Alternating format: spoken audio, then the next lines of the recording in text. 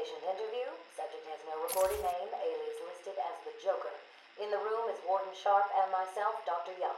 Oh, is this another one of those boring psych evaluation tests? No, it's not. So, you're the famous Joker. In the flesh. So, Doc, do you want me to look at the ink blots again? The first one is a kitten I had when I was a child.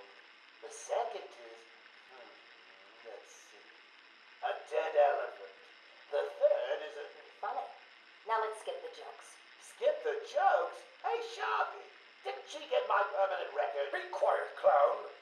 Every doctor that has ever interviewed you claims a different type of psychosis. Everything from multiple personality disorders to, well, the list is endless. I do my best. Well, I don't believe it. Anything can be cured given the correct treatment. And you think you can cure me? Oh, I know I can. Take patient interview 17. Joker remains uncooperative.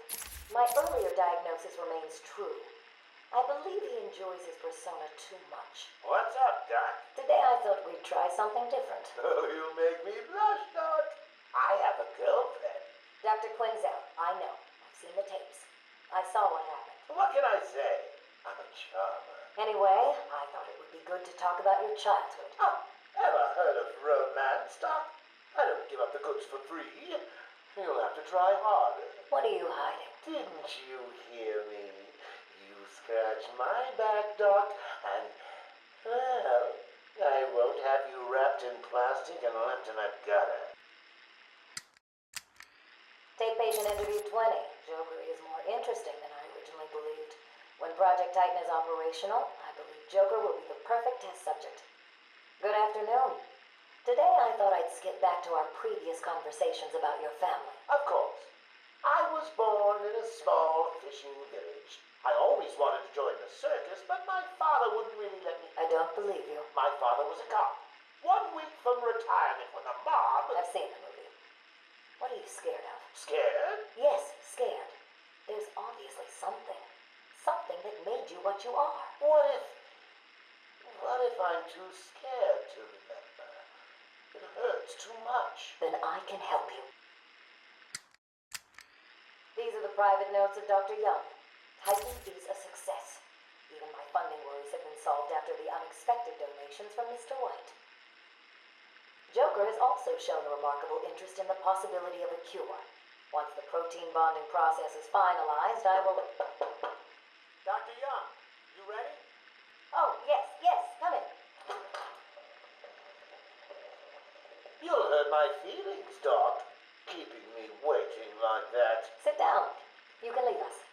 You sure? We're fine. Aren't we, Joker? Oh, yes. Well, if you insist. I'm just outside, okay? So is he here? Did your patient X arrive? Yes, I must say progressing more rapidly than I expected. But enough of that. Let's talk about you. No. Let's talk more about your Titan project. My what? How do I know you have Bane strapped to a table in the basement while you pump him dry? Would you believe a lucky guess? I've been a fool. Joker was behind it all. He's Jack White. He gave me the money, pulled the strings to release Bane. How could I not have seen it? He's been blackmailing me. He has a crazy plan to create an army of monsters. I want out, but... Hello? Hello? Dr. Young's office. Please hold for Mr. White. What? Hello, Doc. We need to talk. I'm not doing it, Joker. Do you hear me? Wait. How did you get access to a phone? Oh, yes. Sorry, Doc. Had to split. I hate small, confined spaces. Reminds me of my childhood. Another lie? Who knows? I certainly don't, but let's not get distracted with details. So, anyway, I want my monsters. I sent you back the money. I don't want it. Do I look like I care about money? I just want my monsters, Doc. And if you don't give them to me, well,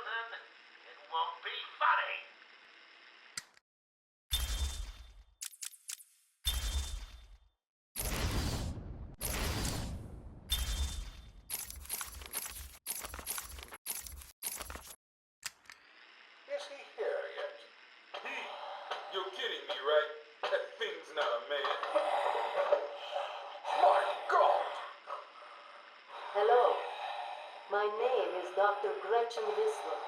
Do you understand me? Yeah, I hear you, bitch. So when's dinner?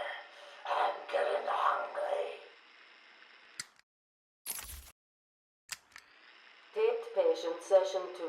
Patient name Waylon Jones, a.k.a. Killer Croc. So, is this the part where you try and reason with me? Find out why I did it, Doc. We're here to help you, Mr. Jones. You got a cure for me then, Doc? Can you make me normal? Normal is a poor choice of words. No one's really normal, are they? Figured as much. So, how about this, Doc? You let me go now, and I won't eat you. You don't really eat people. It's just an urban myth. Oh, you think? Keep believing that, Doc. Sit down and shut up. You think I'm scared of you, Cash? I've got your scent. You're And I've got yours too. Know what? It stinks. Carry on, Doc. Please don't do that again, Mr. Cash. It's not helping. I'm sorry about the coffee, but what can we do if you insist on hospitalizing 3 guards? Strap on whatever you like, Doc. This thing just tickles. I'm happy to wait here. Wait for the bat.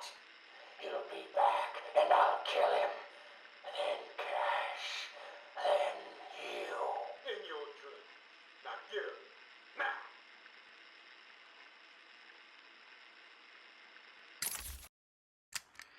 Patient interview, Waylon Jones. Progress has been slow. What happened back in that house? Just business. Business? What kind of business practices result in a house full of mutilated corpses? I don't like having my time wasted. Someone doesn't pay. They need a lesson. They owed me. So you killed them, tore up their bodies. The police never found all the pieces. They should have looked in the sewers. Are you saying you hid them there?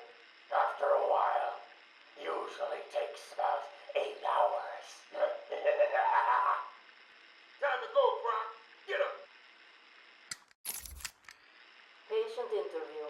Waylon Jones, a.k.a. Killer Croc. Last night, the patient was pacified after a breakout attempt. Aaron Cash is in hospital. Reports state that the patient attacked Cash and in the struggle consumed his left hand. Cash is lucky to be alive. He lost a lot of blood. Me too. I nearly choked on that bony hand of his. That's disgusting. He could have died. He's just food to me. And once I get a taste, I want the rest of the meal. You know what I mean. Get him out of here. Now. Got your scent too, lady. I'll see you around. Tick tock, tick tock.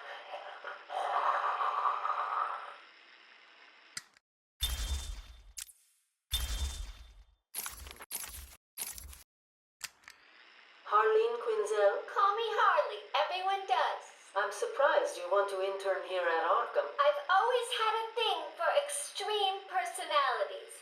You can't deny there's an element of glamour to these super criminals. I'll warn you right now, these are hardcore psychotics. Most would rather kill you than speak to you. I'm sure I'll be fine, Doctor. They'll eat you for breakfast.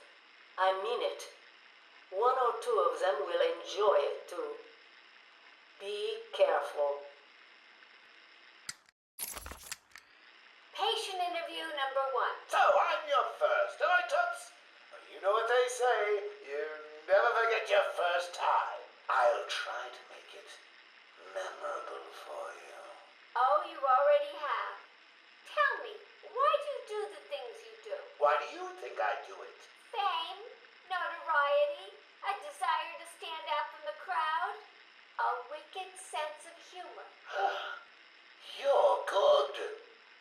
you figure me out, Doc? I've had doctors poking around in here for years, and no one was as astute, and if you don't mind my saying, beautiful as you.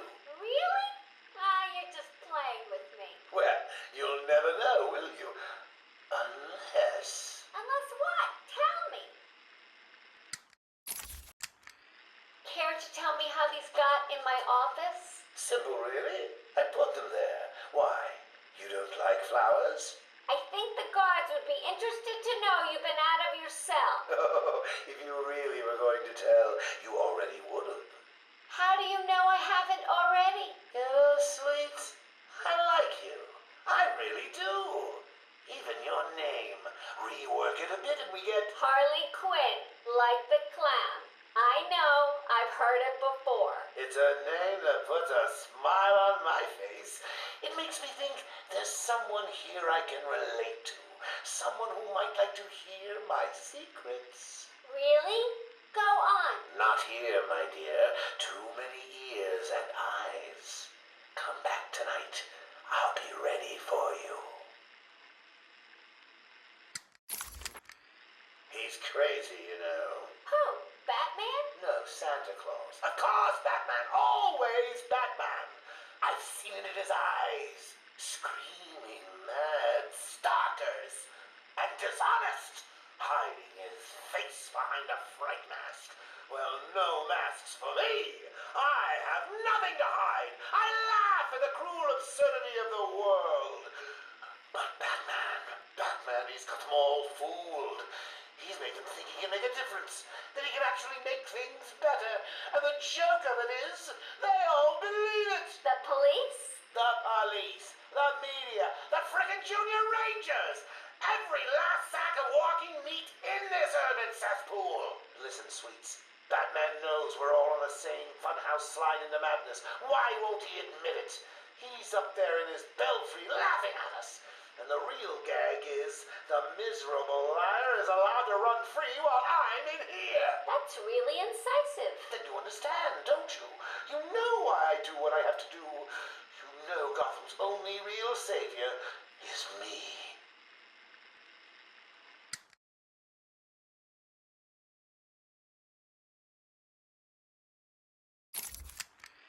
I got what you wanted. You did? I mean, good. How did you smuggle it in? Actually, I don't want to know. So are you ready to stop that evil, murdering bat once and for all? Of course I am. He needs to pay for what he's done to you. Give it here then, quickly.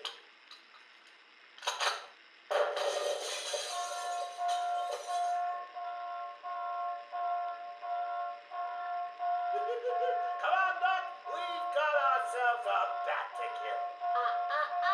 Doc's outputting. Say hello to your new and improved Harley Quinn.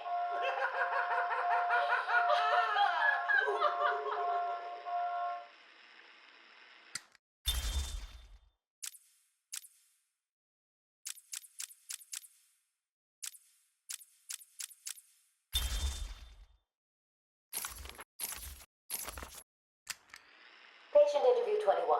Patient's name is Edward Nigma, also known as the Riddler. So, Edward, Warden Sharp tells me you've been leaving threatening riddles scrawled on the asylum walls. Again. One would have to be severely paranoid to read threats into harmless riddles, Dr. Young. May I test you with one? Very well. What is it that walks on 4 legs, then 2 legs, and finally 3 legs? A human being. As a baby, it crawls on 4 legs. As an adult, it walks on 2. And in later years, it uses a cane. Good try. But the answer to all 3 is a baby. True, it crawls on all 4s, but cut off its legs and it can only wiggle on 2 limbs. Give it a crutch, it can hobble around on 3. You see? It's horrible. How can you even joke about that? Easily, Doctor.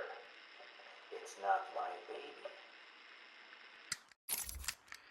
Taped interview 39. Patient's name is Edward Nigma. At this point in time, I've yet to decide if Mr. Nigma is a suitable candidate for the Titan process. I'd like to talk about your childhood. Miserable. Next. By all accounts, that is where your fascination with riddles began. I believe discussing those years could explain your compulsive behavior. Very well. My father hated me. Always called me a moron. I see. I was determined to prove him wrong, so I entered a contest at school. A $20 prize to the kid who could figure out an almost impossible logic problem. I won, of course. And that pleased your father? Hardly. He was convinced I had cheated. He kept yelling, "You must have cheated! Admit it, you moron! You cheated!" I swore I didn't, and he hit me for lying. I'm sorry to hear that, Edward. Don't be. He was right. Patient interview 44. This is yet another interview with Edward Nigma. I have yet to make up my mind whether he's a genius or just deluded. Whichever one he is, just being in his company is both irritating and exhausting. Hello, Miss Young. You look tired. Anything you need my help with? No, thank you, Edward. I am here to help you. We all are. Forgive my arrogance, Doctor, but if you think I need your help, well, you're in the right place. Let's look at it a different way. Throughout your career, you have specialized in bizarre traps and convoluted clues that more often than not result in the death of the unfortunate participants. And if the citizens of Gotham were smarter, my games would be merely an amusing diversion. Instead of death traps. You really should be thanking me. Weeding out the ignorant, the stupid, the useless. But don't worry, I'm sure you would survive. What a lovely photo on your desk, Doctor. Your family? Mother, perhaps. Put that down. Get out. Go on.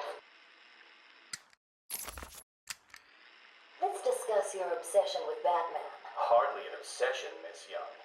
I simply feel an obligation to expose him. You know who he is? More important, I know what he is. What do you mean? It's obvious. The mask, the weapons, the scare tactics. He's a criminal.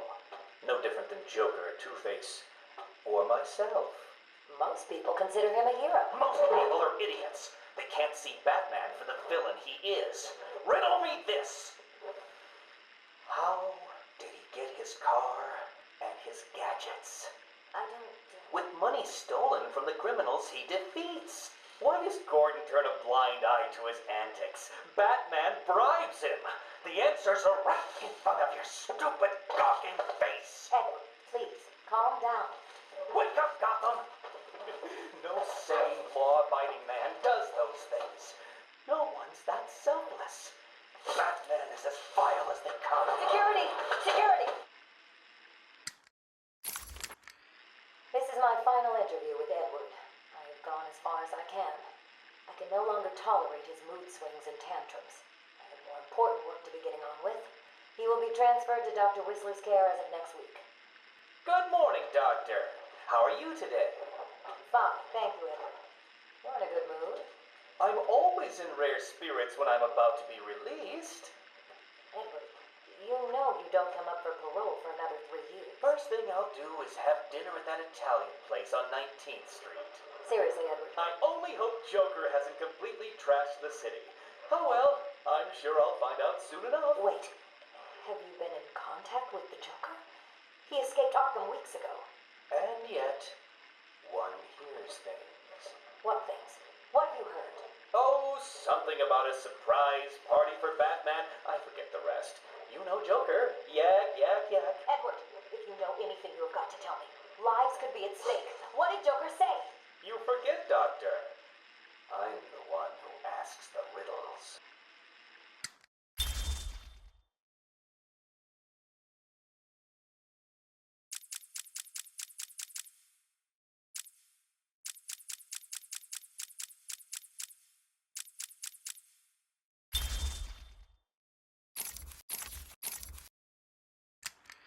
Taped patient evaluation 1. Patient name is Victor Zaz. Diagnosed clinically insane after the murder of at least 20 women in the Gotham area. Hello, Victor. I'm Dr. Cassidy. Seeing as this is our first session, let's spend some time getting to know each other. I don't need to know you, Miss Cassidy. Everything is meaningless. Don't you think that's a very negative outlook on life, Victor? You've no doubt read my file. Yes, I have. It says you come from a wealthy family, that your parents died, how you lost all the money gambling. And none of it matters. Why do you keep saying that, Victor? Because the only thing that does matter is the mark. Have you seen my work, Miss Cassidy? If you're referring to the marks on your... Of course I mean my tally marks. And I have a space for yours. Do you want to see where? Taped patient evaluation 5. Victor is not responding well to treatment. Victor, yesterday we spoke about the people you killed. Ah, the zombies. They are all people, Victor. They are zombies. Continuously shuffling through the daily grind, waiting for someone to liberate them. You mean kill them? The police report states that you've murdered, or liberated, if you like, 20 young women in the last 3 months. Each had her throat slit and was left posed. They were all lucky to be chosen to receive my gift. I doubt they would agree with you. Really? How about you, Miss Cassidy? As you take the elevator to your apartment each night, open the 6 locks to apartment 433. Remember you forgot to buy your cat food. Again. How do you know As where you sit down on your favorite red chair, cat on lap, just waiting for something to happen. I can make it happen, Sarah. I am your salvation. Patient's name is Victor Saz. For the record, the patient has transferred from Dr. Cassidy, who is on leave after the incident last week. Hello, Victor. Please, take a seat. Guards, you can leave us. Sorry, Doctor. Warden's orders. I can't leave you alone with him. I understand. Hello, Victor. How are you feeling today? Victor, I can't help you if you don't speak. Depressed. Does that help you? Can you get into my mind, Doctor? Why depressed? I'm just thinking about the one that got away. The one I chose. I needed the mark. I want the mark! Victor has been more subdued recently. Response to medication has been poor. Touching. Hello, Victor. Is there anything you'd like to talk about today? Touching. Victor! This is going nowhere. Touching. Guards! Touching. Get him out of here! You heard the doctor. Get up. Touching. Didn't you hear me? He's got a knife! Ah! Get him, try and get him! Get him, try and get him! Oh, God! He's on Bill! He's cutting him! Get him off! Get him off! We need help here! Victor has been in isolation since the attack on Zagar last week. As I wait for him to be brought up to me, I have had time to review his notes. I am increasingly worried he cannot be cured. He has no empathy for his victims. Deep down, I believe he views all of us as potential victims. Doc, are you okay? What's happening? It's Zaz. He broke out of isolation. He's gone. Oh, God! Don't worry, Doc. You're in the safest place. He's definitely left the island. Of course. But someone needs to alert the authorities. He'll need to kill again. Do you understand me? Needs to. Oh, no. He's gone after Dr. Cassidy.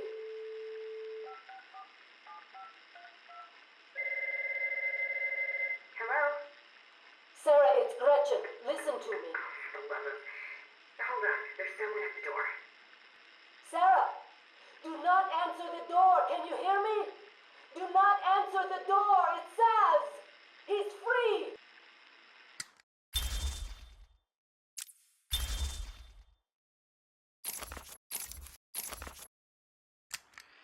Patient interview. Pamela Lillian Isley, November 12th, 11:33 a.m. Good morning, Pamela. How are you today? Fine. Today is a special day. What do you mean?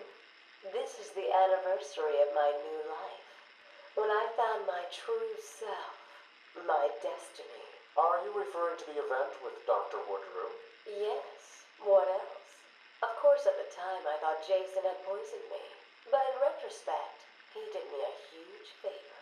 And why do you believe what he did has helped you? He showed me the bigger world. A world I should protect. Of course, my first offer was rejected. Offer? You tried to kill everyone in Gotham. Well, sometimes you need to prune back hard in order to make something flourish. Patient interview, Pamela Lillian Isley, November 14th, 10:21 a.m. Hello, Pamela. Today I'd like to go back to something you said in our last conversation. Ask me anything you like. You said your first offer to help Gotham was rejected. How can you possibly believe that? Well, what do you mean? You released thousands of poisonous spores into Gotham, killed hundreds of people. How does that help anybody? I'm not interested in bodies, Doctor. Horrible fleshy sacks walking around destroying my poor babies with their greed and arrogance. But aren't you one of those fleshy sacks? Were a doctor too. How can you turn your back on us? Quite easily as it happens. But not you, Stephen. You're different. I feel we have a connection. Really? You do? Of course. Pamela, I got you what you asked for. Do you like it? Oh, yes, Stephen, I love it. Such a beautiful flower. Do you mind if I keep it? Oh, no, Pamela, I can't leave it. It's against all the rules. I'll just bring it and show it to you when I visit. But it's me, Stephen. I get so lonely on my own. You wouldn't want me to be lonely, would you? No, of course not. Keep it. Just don't let anyone see. Really, no one. You can trust me, Stephen. Thank you. Now give me a kiss. I can't. People will see. No one's watching. What's wrong with you? Don't you love me? Call me Ivy. Of course I love you. Where is Dr. Kellerman? How should I know, Warden? It does seem careless of you to have lost him. I have no time for your games, Miss Isley. Tell me where you have him. We have security footage of you and him leaving your cell last night. So, Do I need to spell it out? We know you hypnotized him, or whatever it is you do. We know he took you somewhere, but conveniently, security cameras across the island were mysteriously covered by leaves and flowers at 3 a.m. Now tell me what it is. I'm not saying a word unless you do exactly what I tell you to do. We found him, no thanks to you. The poor man could have died. So, He has a wife, a child. as do the plants he tramples underfoot. The spores he breathes in and destroys have children. Why does he deserve anything more than them?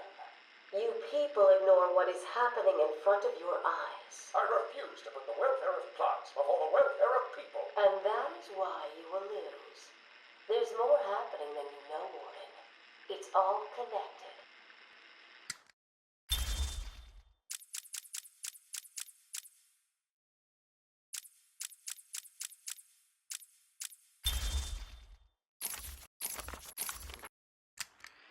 Patient interview 1.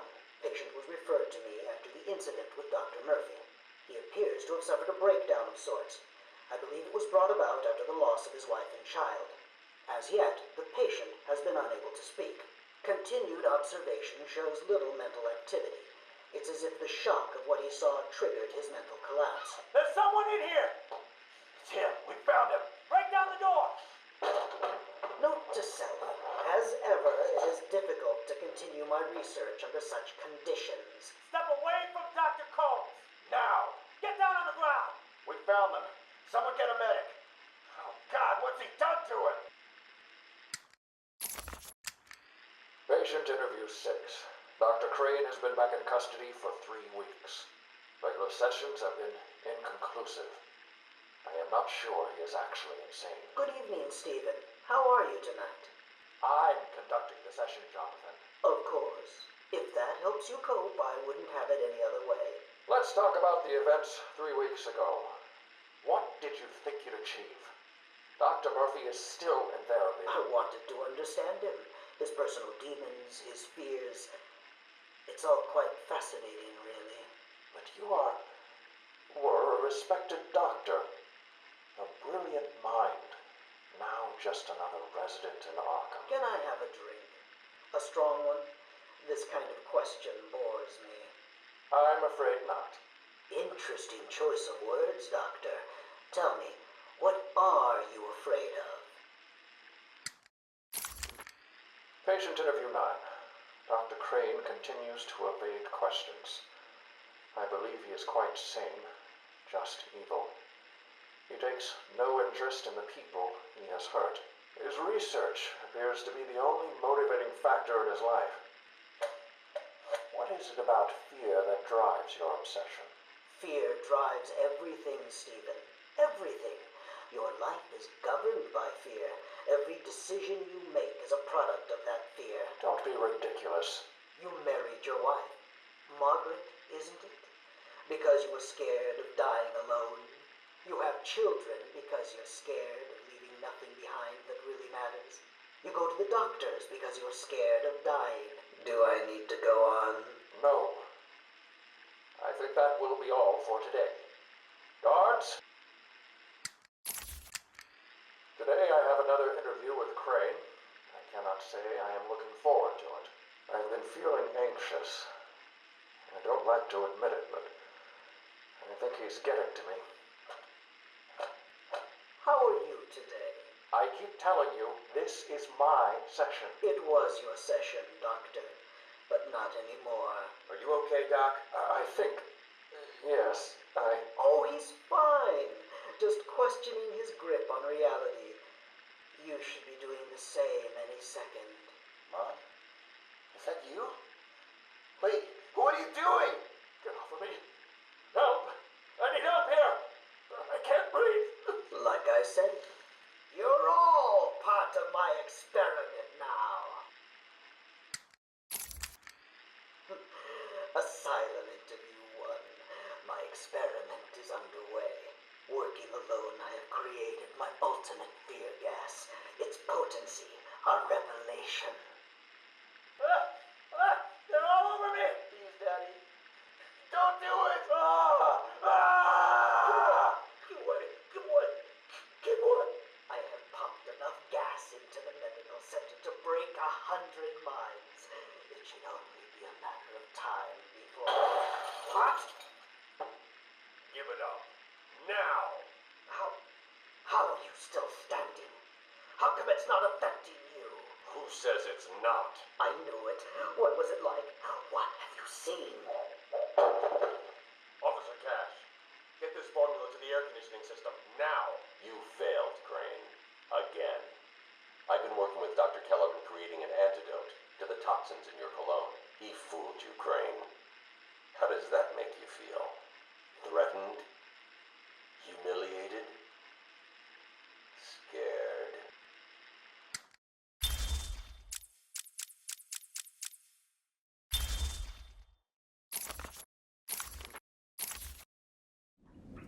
I am the spirit of Amadeus Arkham. Through my actions, I have saved this cursed city, though my own curse is to forever remain in the shadows. My story is carved into the very soul of Arkham, and will only be revealed to those dedicated enough to discover it.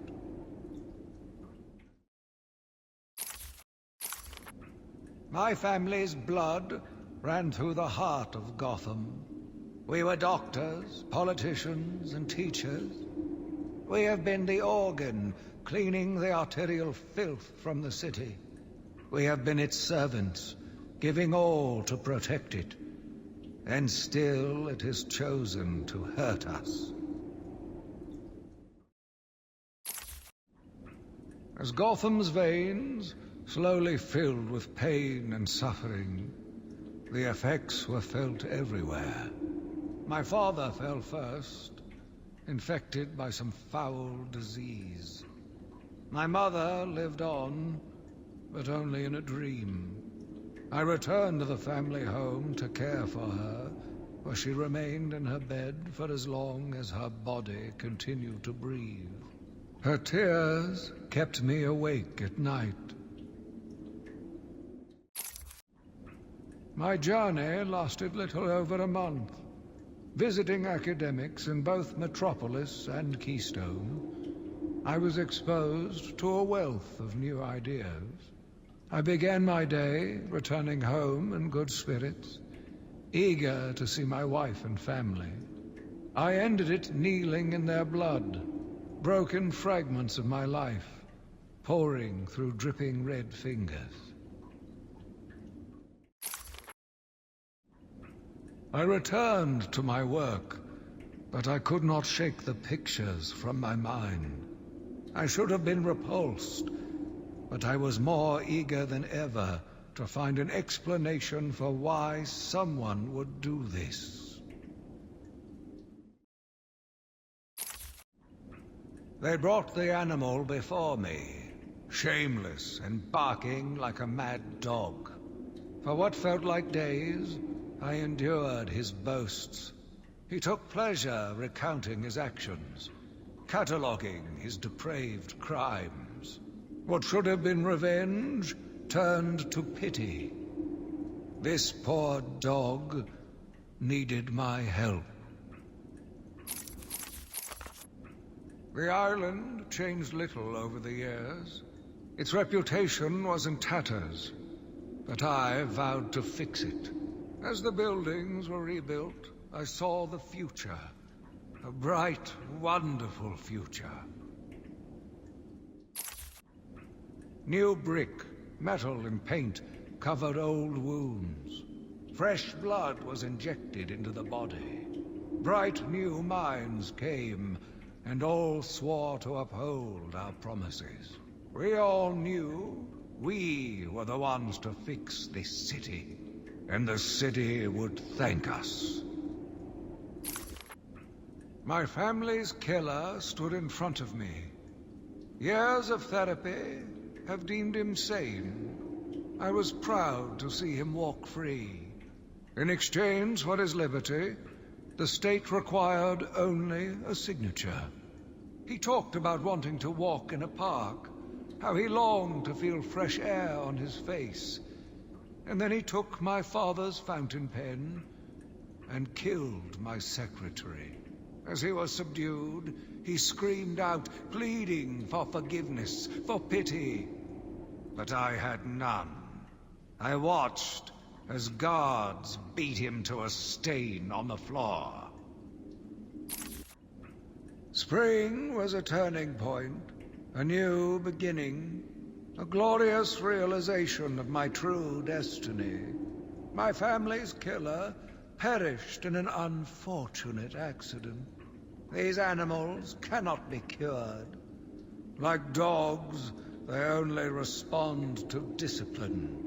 And if that fails, then I was afraid that these accidents would have to continue. I took a walk around my island. I passed by the penitentiary and felt nauseous at the thought of the filth it contained. I looked out over the Gotham Bay, and in the distance I saw lights. No doubt boats bringing more filthy degenerates to my city. I swore again to protect her from this darkness. I argued with the latest group of young, eager doctors. They bored me with theories and ideas, proving that they had no theories on how to cure these animals. Only one shared my vision. I offered her the chance to explore her dreams. She accepted. We'll make a good team. The Gotham police dragged a new patient to the island. They said he was responsible for the disappearance of hundreds of the city's vagrants. As I looked at his disgusting body, all scales and teeth, my mind ran free, dreaming of delicious punishments to break this monster, doctors gathered around, poking it, examining. But only I knew what would cure him, once and for all. The beast was too strong. His animal savagery nearly cost me my life. I took my frustrations out on a lone patient. His case notes suggested he was a paranoid schizophrenic. His pleas, as I beat him to death, suggested much more. His confessions were illuminating. My path was clear. Every day I found the patients more distracting. Their insane mutterings and constant twitching disgusted me. There was only one way to cure this evil. Only one way to purify the city and ensure its future. I needed to prepare myself. I needed to be ready. I had a sudden pang of conscience. I sought counsel from my priest on the choices I had made. I asked him if it was a sin to kill in order to save a life. The holy man said all life was sacred, but a judgment would not be upon my soul if I acted to save another.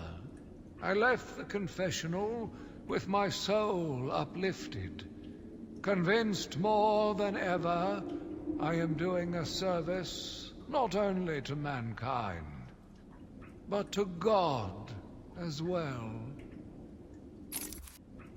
I watched in silence as he brought in the woman. Her skin now a venomous green. The wanton creature no longer looked like a human being, much less a woman. The Bible says, "Suffer not a witch to live." Yet he has once again delivered this female atrocity to our care. Once I have dealt with the monster, I think it will be time to see if green wood does, in fact, burn. Sitting in the darkness outside of his cell, I watched the crazed twitching, listened to the disgusting words that came from his mouth. How can I let a dirty animal like this live? He is the cancer I have sworn to protect the city from.